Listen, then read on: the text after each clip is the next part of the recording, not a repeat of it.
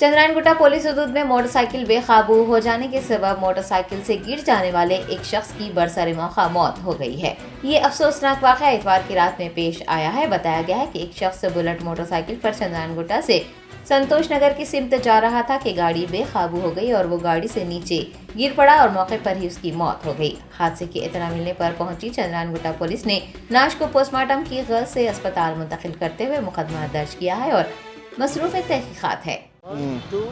हम पब्लिक से रिक्वेस्ट कर रहे हैं, क्या बोले तो इतना ओवर स्पीडिंग में नहीं जाना बोल के रिक्वेस्ट कर रहे। ये सिटी के रोड्स में पूरा बिजी रोड्स रहता और इमीडिएट टर्निंग्स रहता, इसलिए थोड़ा ओवर स्पीडिंग थोड़ा कम करना, सिटी में थोड़ा जान बचा लेना सबका। आदाब जी, करीब हमारे को 130 को 120 से 130 को एक फ़ोन आया था। वो इन्फॉर्मेशन क्या बोले तो इधर फ्लाईओवर से उतरते खुद एक DLRL ऑपोजिट में एक एक्सीडेंट हुआ था। टू व्हीलर रॉयल एनफील्ड के ऊपर था ना, गिर के स्पॉट डेड हो गया। हम आने के बाद बॉडी उस्मानिया हॉस्पिटल को शिफ्ट करे और उसका वो रॉयल एनफील्ड था गाड़ी।